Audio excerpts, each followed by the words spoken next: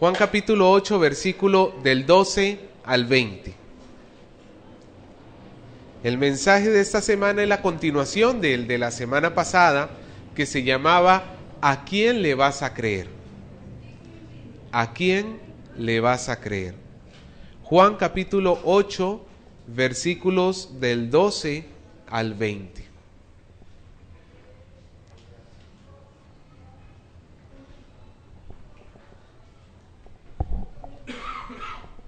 ¿Lo tiene? Leemos. La palabra de Dios dice: otra vez Jesús les habló diciendo: yo soy la luz del mundo. El que me sigue no andará en tinieblas, sino que tendrá la luz de la vida. Entonces los fariseos le dijeron: tú das testimonio acerca de ti mismo, tu testimonio no es verdadero. Respondió Jesús y les dijo: aunque yo doy testimonio acerca de mí mismo, mi testimonio es verdadero, porque yo sé de dónde he venido y a dónde voy, pero vosotros no sabéis de dónde vengo ni a dónde voy. Vosotros juzgáis según la carne, y yo no juzgo a nadie, y si juzgo, mi juicio es verdadero, porque no soy yo solo, sino yo y el que me envió, el Padre. Y en vuestra ley está escrito que el testimonio de dos hombres es verdadero. Yo soy el que doy testimonio de mí mismo, y el Padre que me envió da testimonio de mí. Ellos le dijeron: ¿dónde está tu Padre? Respondió Jesús: ni a mí me conocéis, ni a mi Padre. Si a mí me conocieseis, también a mi Padre conoceríais. Estas palabras habló Jesús en el lugar de las ofrendas, enseñando en el templo, y nadie le prendió, porque aún no había llegado su hora. Vamos a orar.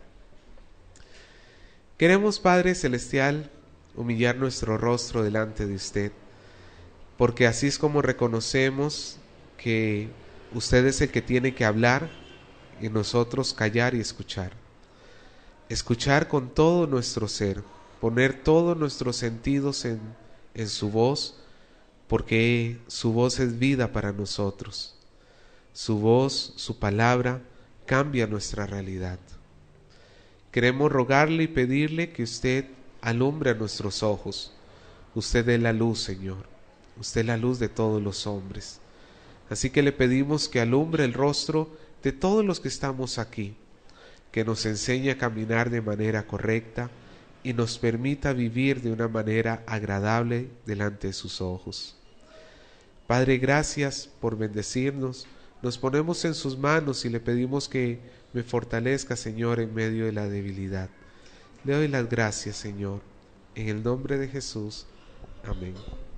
Ese es el tema número 36 de la serie del Evangelio de Juan y se llamaba ¿a quién le vas a creer? Es una continuación de lo que estuvimos hablando la semana anterior. Y habíamos visto que lo que Jesús comienza haciendo en este texto bíblico, Él comienza dando testimonio de sí mismo. ¿Cuál es el testimonio que Jesús nos dice sobre Él mismo? ¿Que Él es qué? Jesús dice: yo soy la luz del mundo. El que en mí anda no andará en tinieblas, sino que tendrá la luz de la vida. Y cuando Jesús dijo estas palabras, los presentes que estaban ahí, que era el grupo de fariseos, de repente comenzaron ellos a decir: no, lo que tú estás diciendo no es cierto. En otras palabras, era como estarle diciendo: tú eres un testigo falso. Lo que tú nos vienes a testiguar sobre ti mismo, eso está equivocado, eso no existe. Y entonces habíamos hablado sobre la semana anterior, sobre esta disyuntiva que nosotros tenemos. ¿A quién le hacemos caso? ¿A Jesús, que da testimonio de sí, o a los fariseos y a los eruditos, incluso a las personas de este siglo, a los ateos, a los que se jactan de conocer más que Dios y que nos dicen que Dios es una obra del hombre, que el hombre, el otro día escuché una expresión que alguien dijo algo así como, el hombre se ahorcó a sí mismo al inventarse a Dios. ¿Y a quién le creemos? Y habíamos dicho que para poder decidir cuál de los dos testigos, si Jesús o los fariseos, son el verdadero testigo al cual debemos creer, tenemos que analizar el carácter de cada uno de ellos como testigos. E íbamos a analizarlos de 3 formas, ¿se acuerda? ¿Cuál fue la forma que los analizamos la semana pasada? ¿Según qué? Según su conocimiento fue la semana pasada. En la semana pasada vimos según el conocimiento, porque Jesús dice, yo sé de dónde vengo y a dónde voy. Y habíamos dicho que cuando Jesús recibió el llamado eterno para ser luz del mundo, esto es, en la eternidad pasada, antes que Dios fundara los cielos y la tierra, antes que Dios creara cualquier ser humano, Dios ya le había encargado a Jesús que Él era la luz del mundo. Y en ese momento solamente existía Dios, el Padre, el Hijo y el Espíritu Santo. Por tanto, los únicos testigos que escucharon, o los únicos presentes que escucharon el nombramiento de Jesús, son el Padre, el Hijo y el Espíritu Santo. No había hombre alguno. Estos fariseos, al decirle, tú estás hablando mentiras, tu testimonio es falso, ellos estaban queriendo decir, o ellos estaban queriendo demostrar que ellos sabían lo que había sucedido. Pero ¿cómo lo iban a saber si ellos no habían estado presentes? Entonces, para determinar si un testigo es verdadero o es falso, comenzamos viendo su conocimiento. Un testigo tiene que haber experimentado lo que dice que ha testificado, ¿no es cierto? ¿Cuándo fue? El martes, no sé si ¿cuántos estuvieron acá? Hubo un choque aquí en la esquina, bastante fuerte, incluso un carro se vino y se metió aquí hasta la cochera del hostal de aquí del costado, y fue impactante. O sea, yo estaba justo en la habitación, y cuando escuché el choque me asomé rápidamente y logré ver el carro brincándose las 3 veredas y meterse en la cochera, y fue impactante. Y yo se lo puedo contar a usted de primera mano. No vi el choque en sí, pero sí vi el carro rebotando por todo lado y metiéndose. Y le puedo contar la escena porque yo la he vivido. ¿Me dejo entender? Pero ahora de repente usted sale a su casa y le dice a su esposa, a su esposo, a su hijo, ¿sabes qué? Hubo un choque ahí en la iglesia. Usted ya no le va a poder contar como yo le conté, ¿sí o no? Usted ya le va a contar de segunda mano. ¿Quién es un testigo más veraz? En este caso, usted que no lo experimentó, o yo que lo experimenté, o peor aún, el que estuvo ahí parado y casi lo atropellan. El que estuvo ahí parado y casi lo atropellan, ese sí nos puede decir exactamente lo que sucedió. ¿Me dejo entender, hermanos? Nosotros tenemos que medir qué tanto conoce el testigo.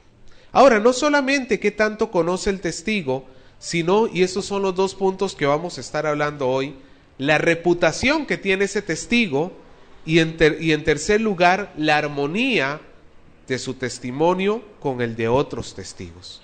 Son 3 cosas que tenemos que analizar: el conocimiento del testigo, que eso ya lo hablamos la semana pasada; la reputación del testigo, que es el primer punto que vamos a tocar hoy; y la armonía con otros testigos. Amén. Versículo 15 y 16. Jesús dice: vosotros juzgáis, ¿cómo? Según la carne. Yo no juzgo a nadie, dice Jesús. Y si yo juzgo, mi juicio es verdadero. Porque no solo soy yo, sino yo y el que me envió, el Padre.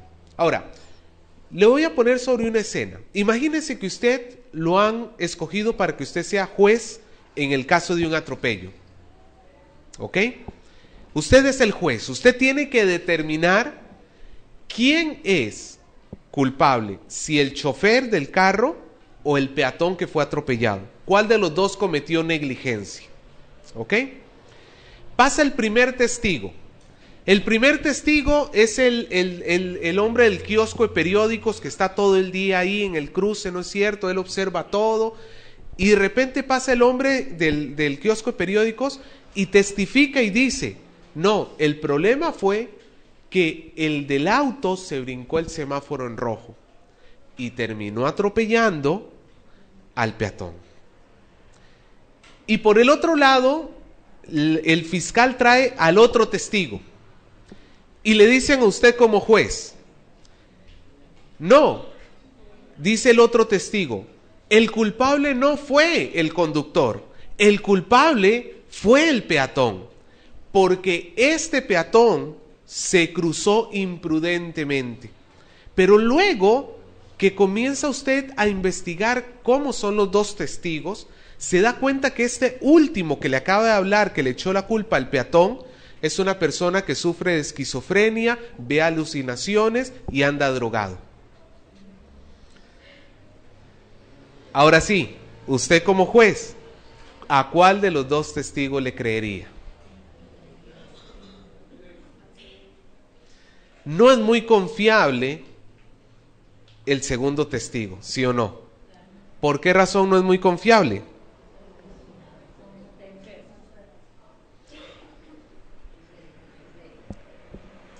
Porque una persona así no tiene, o sea, no se le puede confiar en su palabra. No tiene una buena reputación. Una persona que tiene trastornos mentales y que ve alucinaciones, hoy te dice una cosa y mañana te va a terminar diciendo otra cosa completamente diferente. El testimonio confiable será el que venga de la persona con mejor reputación. Eso siempre va a ser así. El que sea conocido por ser una persona objetiva y que tenga buen discernimiento. A ver, a las hermanas, ¿cuántas de ustedes algún momento tuvieron algún novio que era celoso? ¿O cuántos hemos conocido de repente un hombre, un amigo nuestro que haya sido bien celoso?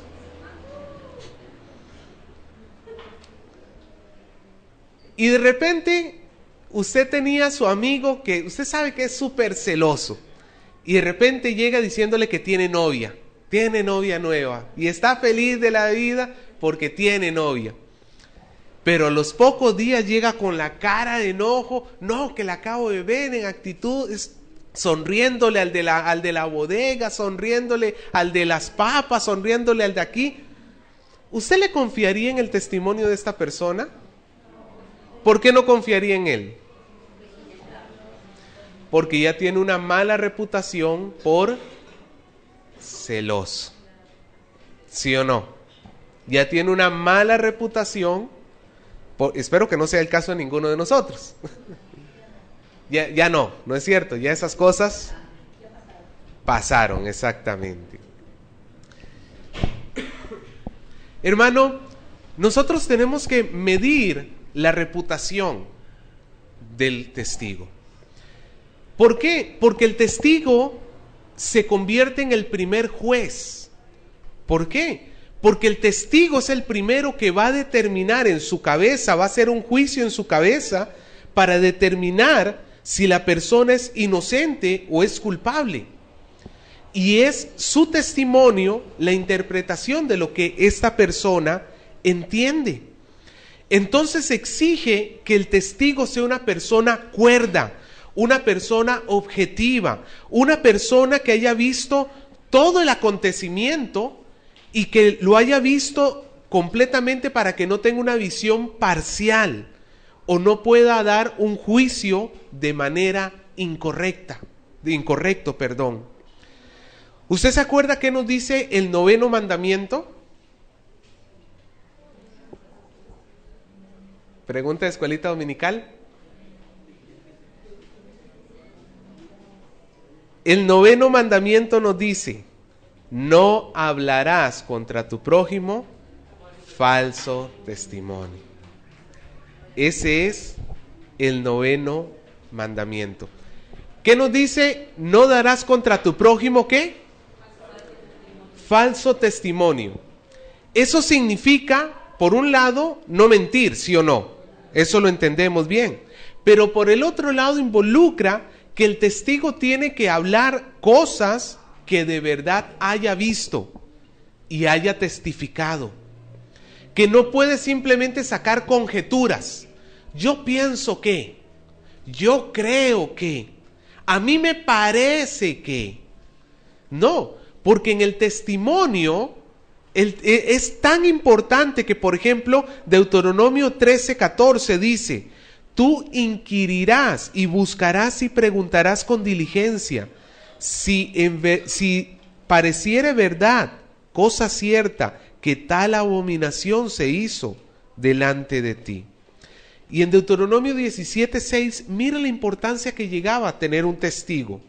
Dice: por lo dicho de 2 o 3 testigos, morirá el que hubiere de morir, no morirá por el dicho de un solo testigo.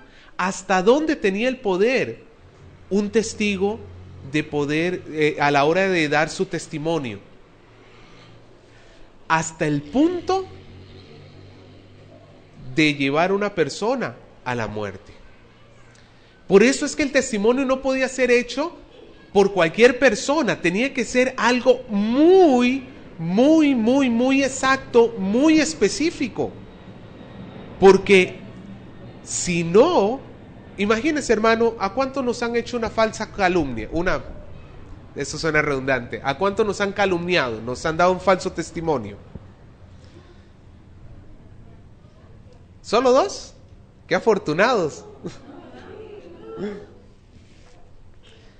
¿A cuánto nos han metido en problemas por falsas acusaciones?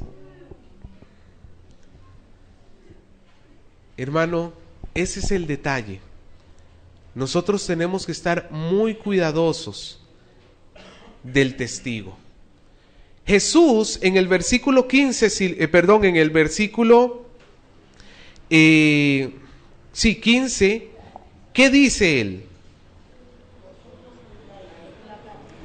¿Cómo eran los fariseos como testigos?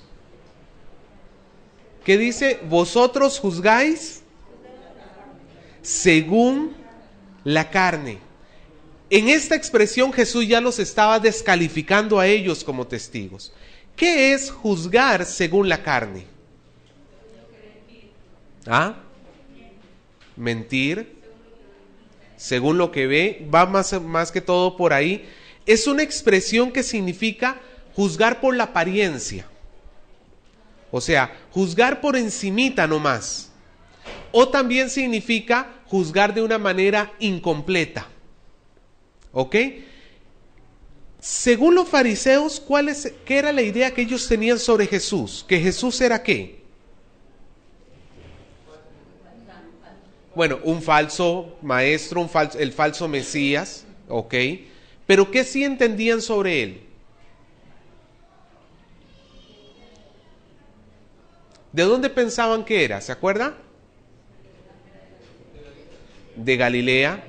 ¿Y Jesús había nacido en Galilea? No, para nada. Es más, incluso en el versículo 41, en este mismo capítulo, los fariseos como que le insinúan a Jesús que él es hijo de fornicación. O sea, que María, según los fariseos, habría tenido a Jesús de algún otro hombre, pero no de su padre. Los fariseos juzgaban a Jesús de una manera incorrecta. Ellos lo veían quizá como un maestro, ellos lo veían como un Galileo, como un simple hombre, como un carpintero, pero no lo veían como la luz del mundo. Ellos no entendían su origen divino y mucho menos entendían su origen terrenal. Si no entendían el terrenal, mucho menos entendían el origen divino. Ellos ignoraban, y como ya lo hemos dicho en otras ocasiones, ignoraban por la dureza de sus corazones. Ignoraban no porque les faltaba información, sino porque deliberadamente ellos menospreciaban las evidencias que Jesús mostraba a su favor, mostrando que Él es el Hijo de Dios. Y entonces ellos eran los menos adecuados para poder estar juzgando, porque ellos tenían una visión sesgada. Ellos solamente querían ver de Jesús unas partes, pero no querían ver a Jesús como el todo, como el Hijo de Dios que Él es. Lo veían quizás sí como un milagrero, pero no veían esos milagros como señales de Dios. Lo veían como un maestro, pero no lo veían como el enviado de Dios. Y entonces, hermano, al tener una visión sesgada, al nada más tomar en cuenta una parte de Jesús, el juicio que se va a dar sobre Jesús es incorrecto ya de por sí. Estos fariseos no podían dar en el clavo porque ellos estaban juzgando según la carne, según la apariencia. Muchas veces sucede que cuando nos toca a nosotros defender a Cristo Jesús o defender la palabra de Dios delante de incrédulos, ¿a cuánto le ha pasado que llegue y le dice, no, pero explícamelo, pero sin la Biblia? No, tú pura Biblia, cierra la Biblia y dímelo sin la Biblia. ¿Alguna vez le ha pasado eso a usted? El mundo quiere entender a Dios sin la Biblia, sin la revelación que Dios mismo ha dado sobre sí mismo. Y si no tienen la Biblia, de qué otra forma puedes escuchar sobre Jesús? Pues vas a escuchar entonces sobre las tradiciones, o vas a escuchar sobre de repente algunos libros que fueron escritos en la época de Jesús o en siglos después que hablan sobre Jesús.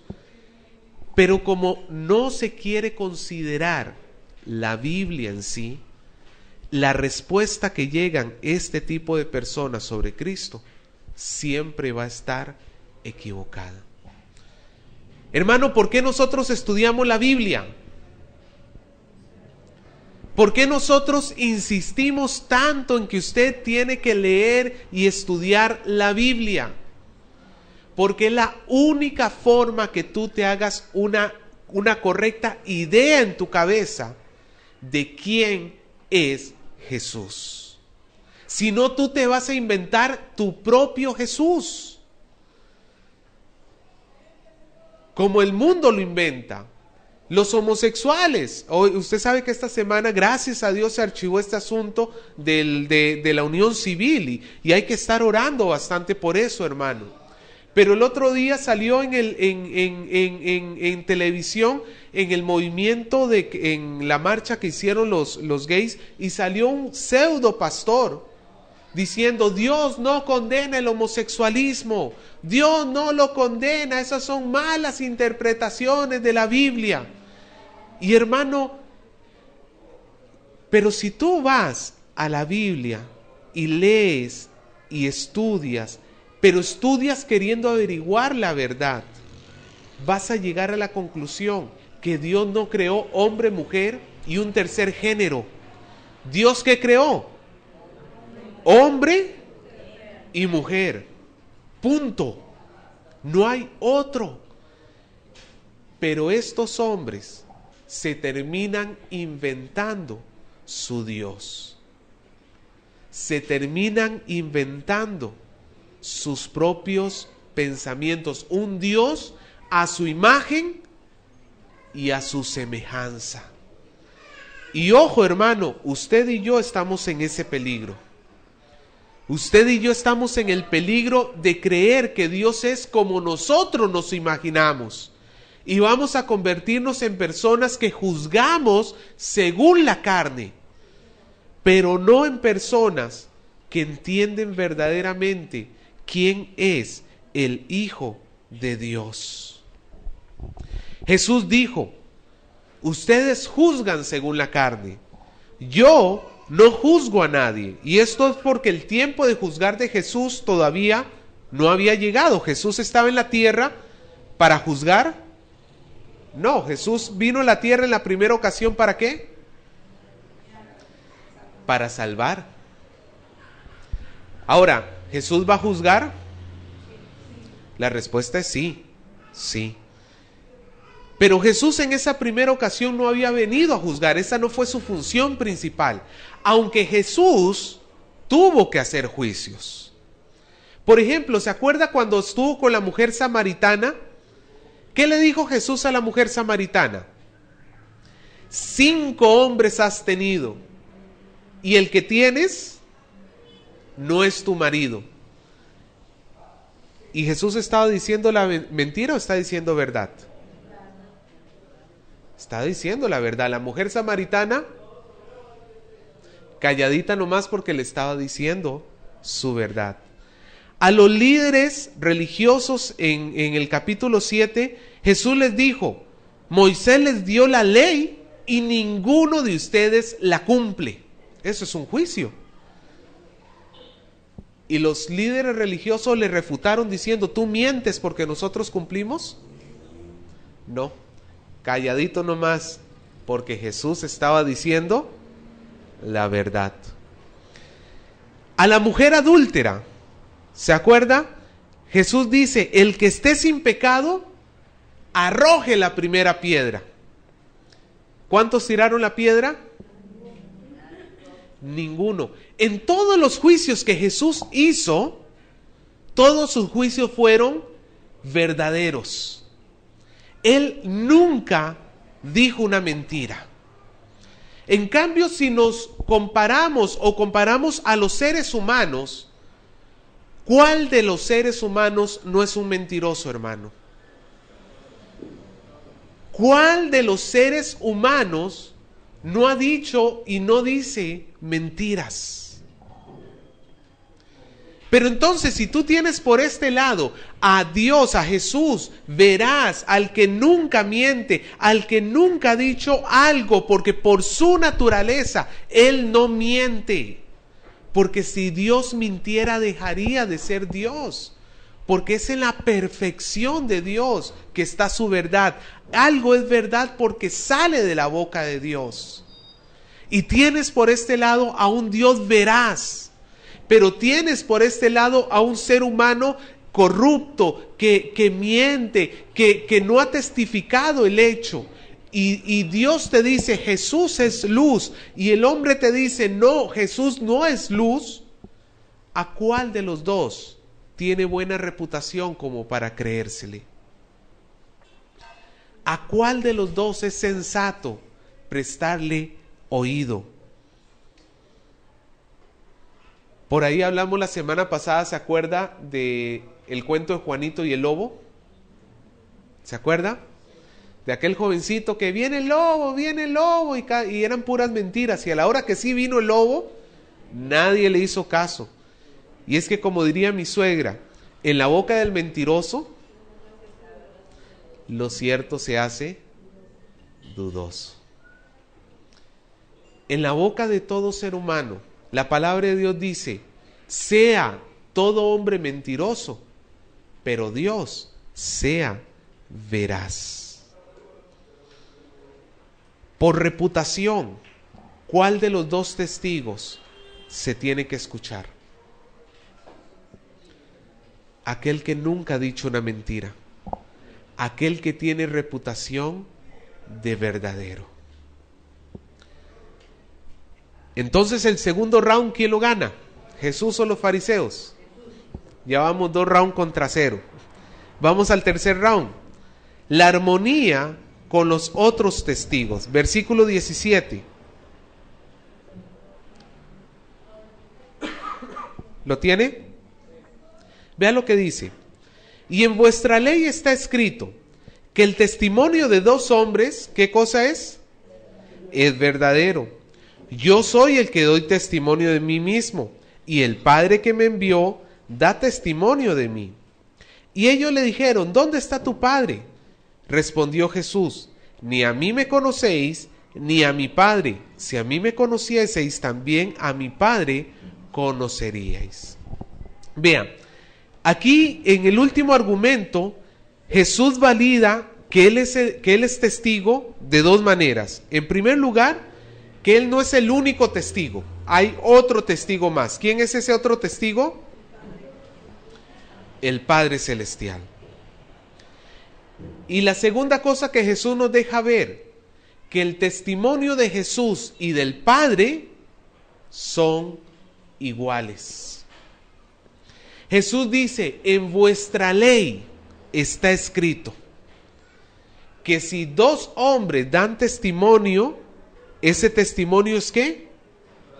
Es verdadero. Vamos conmigo por favor a Deuteronomio 19:15.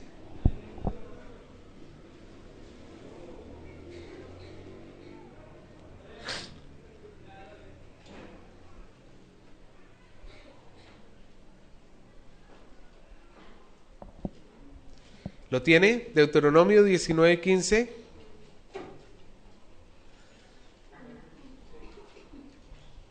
No se tomará en cuenta a un solo testigo contra ninguno en cualquier delito ni en cualquier pecado, en relación con cualquier ofensa cometida. Solo por el testimonio de 2 o 3 testigos se mantendrá la acusación. ¿Cuántos testigos se necesitaba? 2, o bueno, 3 y todavía más. El asunto es, no valía uno solo. Pero los fariseos habían acusado a Jesús al principio de este pasaje, diciéndole, tú eres el que da testimonio de ti mismo, tú solito. No tienes a nadie más dando testimonio de ti mismo. Por tanto, como tú solo das testimonio de ti mismo, tu testimonio no es verdadero. Y Jesús vuelve a retomar esto. ¿Yo soy el que doy testimonio en mí mismo? No, dice Jesús. No. Yo no soy el único que da testimonio. Hay 2 testigos.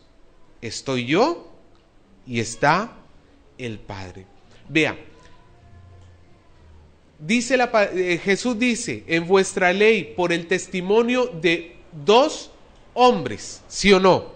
¿Cuántos hombres se necesitaban? Se necesitaban por lo menos 2 hombres hablando lo mismo. 2 hombres, como usted, como yo, personas corruptibles, ¿sí o no? Si usted y yo teníamos el mismo testimonio sobre un hecho, eso que estábamos diciendo se consideraba completamente cierto. Ahora, la pregunta es, si el testimonio de 2 hombres es cierto, ¿cuánto más de cierto es el testimonio del Dios y del Hijo de Dios? Más que simples hombres, del Dios y del Hijo de Dios. ¿Me dejo entender, hermano? Si el testimonio de 2 hombres no podía ser refutado, ¿cuánto más si son el Padre y el Hijo los que nos están hablando, los que están testificando? Vaya conmigo por favor para que veamos Juan 17:3, para que veamos al Padre y al Hijo como testigos. Juan 17:3.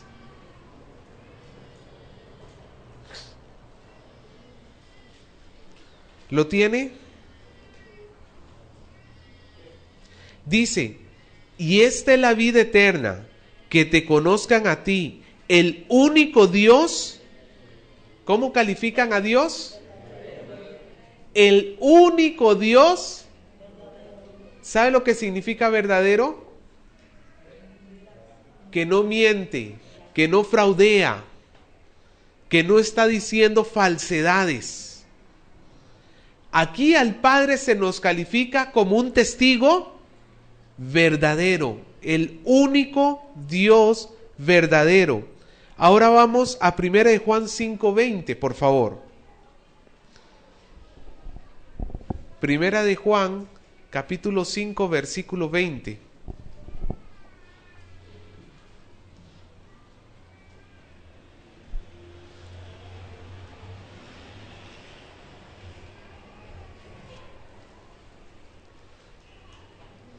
¿Lo tiene? Dice, pero sabemos que el Hijo de Dios, ¿quién? El Hijo de Dios. Primera de Juan 5:20. Pero sabemos que el Hijo de Dios ha venido y nos ha dado entendimiento para conocer al que es verdadero. Y estamos en el verdadero, en el Hijo, en su Hijo Jesucristo. Este es el verdadero Dios y la vida eterna. ¿Cómo se califica al Padre y al Hijo en estos dos versículos que hemos leído? Como verdaderos. Es el Padre y el Hijo dando testimonio. Y ese testimonio es absolutamente verdadero. ¿Usted se acuerda cuando Jesús fue bautizado? ¿Cuáles fueron las palabras del Padre?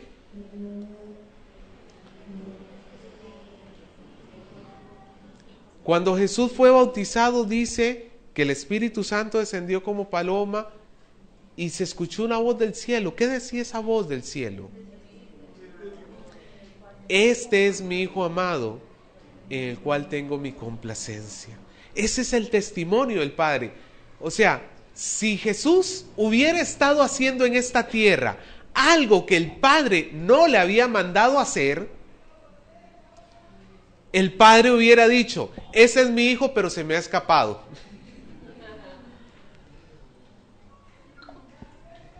El Padre no dijo eso, ¿sí o no? Jesús, el Padre dijo, este es mi Hijo amado, en el cual tengo complacencia. Significa que todo lo que el Hijo estaba haciendo sobre la tierra era de completa complacencia, era de completa armonía con el Padre celestial. Este testimonio del Padre y del Hijo también lo hemos repetido en el Espíritu Santo. El Espíritu Santo, dijimos que cuando el Padre designó al Hijo para hacer luz, el otro que estuvo ahí, ¿quién fue? El Espíritu Santo. Si el Espíritu Santo hubiera testificado que Jesús no era la luz del mundo, lo hubiera venido a decir, ¿sí o no? Pero el Espíritu Santo vino a guiarnos hacia Jesús. Vino a recordarnos a Jesús. ¿Por qué? Porque el testimonio del Padre, del Hijo y del Espíritu Santo forman un solo testimonio. Ninguno de ellos se contradice. Todos nos muestran que Jesús es la luz. Diga conmigo, Jesús es la luz. Jesús es la luz. La pregunta es, como dijimos la semana pasada, ¿y dónde estaban los fariseos cuando Jesús fue llamado la luz? Si alguno de nosotros se siente incrédulo o no cree que Jesús sea la luz, ¿dónde estábamos nosotros cuando Jesús fue encargado como luz del mundo? Cualquiera, hermano, cualquiera que dice conocer a Dios va a llegar a decir que Jesús es la luz. Jesús dijo, si a mí me conocierais, conoceríais a mi Padre. ¿Por qué? Esto significa, si ustedes creen que yo soy la luz, entonces significa que también creen en el Padre. Porque el Padre ha dicho que Jesús es la luz.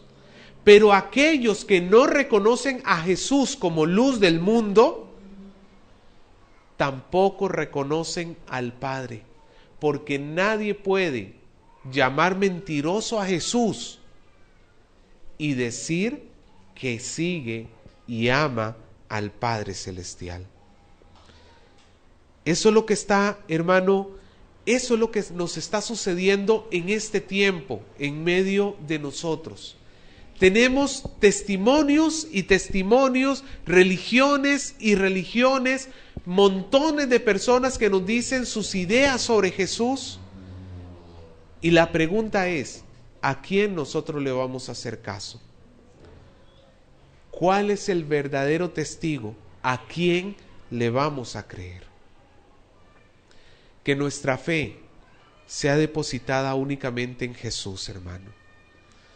Que nuestra fe sea puesta en nuestro Señor. Y que nunca desmayemos, que nunca dejemos de perseverar, que nunca dejemos de seguirle. Porque el que tiene los ojos iluminados por el Hijo, no verá la muerte. Pero ay de aquel que el Hijo le haya mostrado el camino y prefiere caminar en su necedad. No seamos nosotros de ese tipo de personas.